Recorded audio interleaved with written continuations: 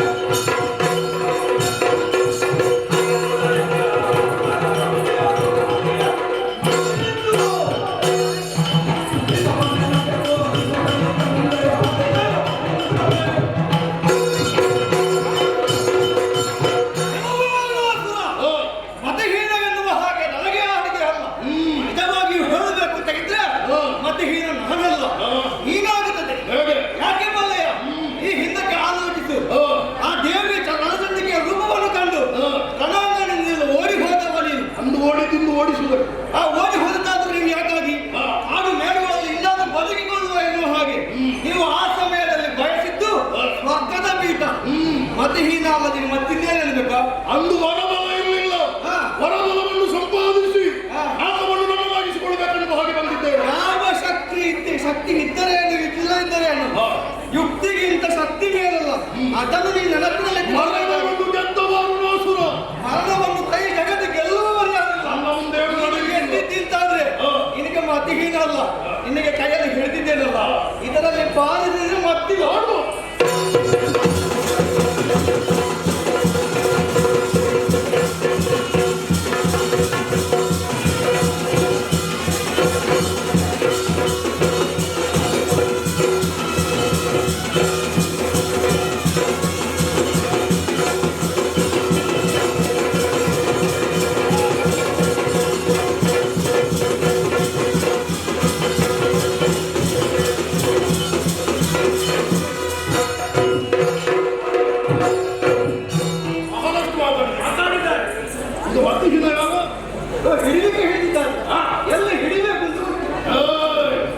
ಹಿಡಿಯುವುದಕ್ಕೆ ನಮಗೆ ಕಲಿಸಬೇಡ.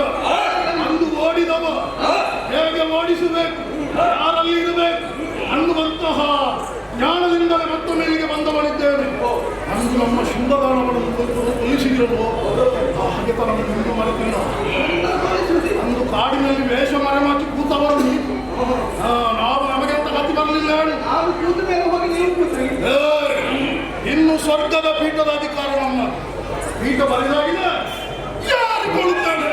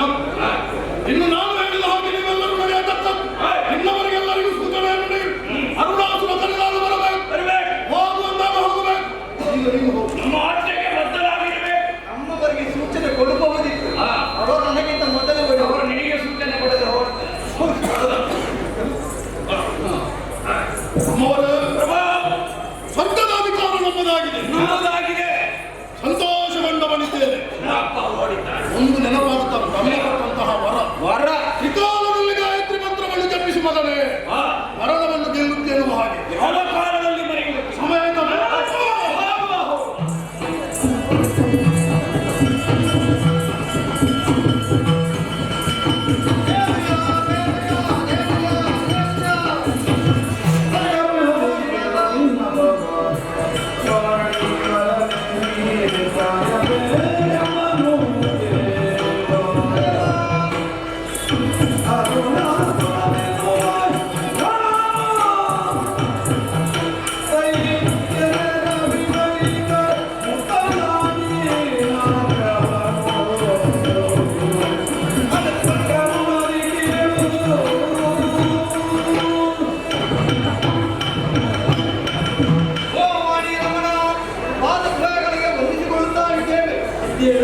ವಾಣಿ ರಮಣ, ನಿಮ್ಮಿಂದಲೇ ಭರತ ಪಡೆದಂತಹ ಅರುಣದಾನವ ಲೋಕ ಕಂಟಕನಾಗಿ ಮೆರೆದಾಡ್ತಾ ಇದ್ದ ಸಮಯದಲ್ಲಿ ಆದರೆ 14 ಲೋಕಗಳನ್ನು ವಶಪಡಿಸಿಕೊಂಡವರಿದ್ದಾನೆ. ಅದರಲ್ಲಿ ಹೊಸ ಲೋಕವು ಹೊರತುಪಡಿಸಿಲ್ಲ. ಸ್ವರ್ಗವನ್ನು ಪಡೆದುಕೊಂಡಿದ್ದೇವೆ. ನಮ್ಮವರೆಲ್ಲ ಅಂದಾಜು ಬೆಳೀತಾ ಇದ್ದಾರೆ. ತಾನು ಮೇಲ್ಪಡಲು ಸುತ್ತಾಡ್ತಾ ಇದ್ದಾರೆ. ನಿಲ್ಲುವುದಕ್ಕೆ ಸ್ಥಳ ಇಲ್ಲ, ಇರುವುದಕ್ಕೆ ಮನೆ ಇಲ್ಲ. ಎಲ್ಲಿ ಹೋಗಬೇಕು, ಏನು ಮಾಡಬೇಕು ಗೊತ್ತಾಗುತ್ತಿಲ್ಲ. ದಾರಿ ತೋರಿಸಿದೆ.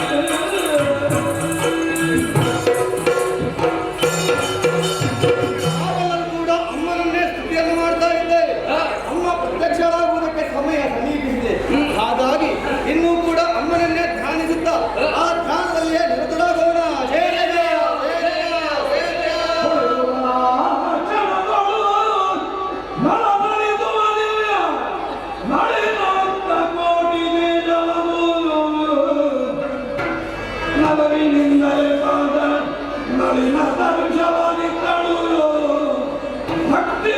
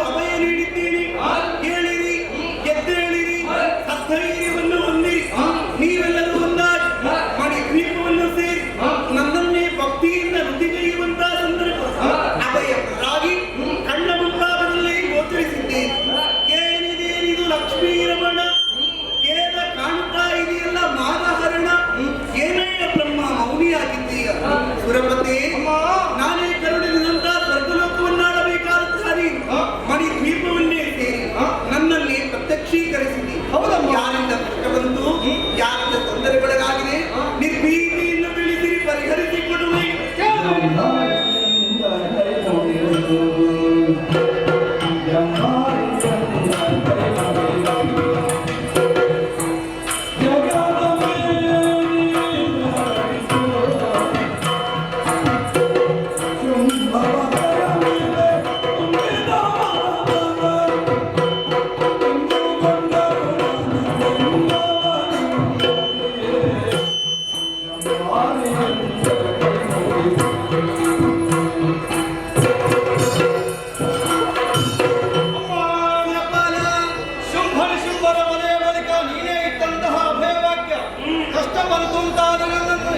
ಸ್ಮರಿಸಿಕೊಳ್ಳಿ, ಈ ರೂಪದಿಂದ ಬಳಿಕರು ಮತ್ತೊಂದು ರೂಪದಿಂದಲಾದರೂ ಬಂದು ಕೂಡ ನಿಮ್ಮ ಕಷ್ಟವನ್ನು ಪರಿಹರಿಸಿಕೊಡುತ್ತೇನೆ ಎನ್ನುವ ಹಾಗೆ.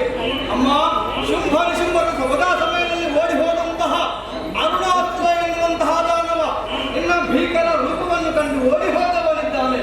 ಆದರೆ ಈ ಸಮಯದಲ್ಲಿ ಅಜನಿಂದಲೇ ವರಗಳನ್ನು ಸಂಪಾದಿಸಿಕೊಂಡು ಬಂದು ಧೈರ್ಯದಿಂದಲೇ ಸ್ವರ್ಗಲೋಕವನ್ನು ವಶಪಡಿಸಿಕೊಂಡವನಿದ್ದಾನೆ. 14 ಲೋಕಗಳಿಗೂ ನಾನೇ ನೇಕಾರ ಎನ್ನುವ ಹಾಗೆ ಕೆಟ್ಟು ಬೀಗುತ್ತಾ ಇದ್ದಾನೆ ತಾಯಿ.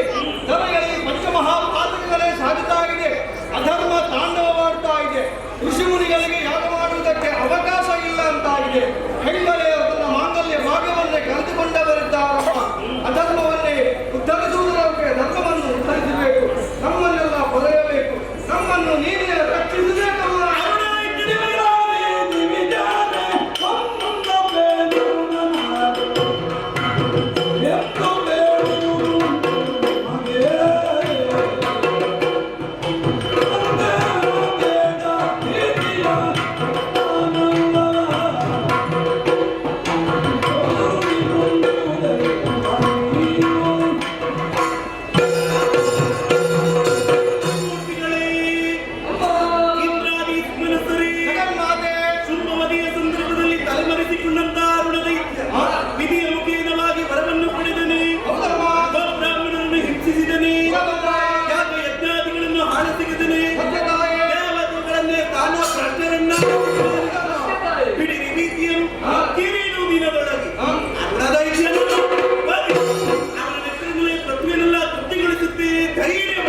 ಆದರೆ ಕಿರಿದು ದಿನ ಹೇಳುವ ಹಾಗೆ ಸಮಯ ಅವಕಾಶ ಯಾಕಮ್ಮ?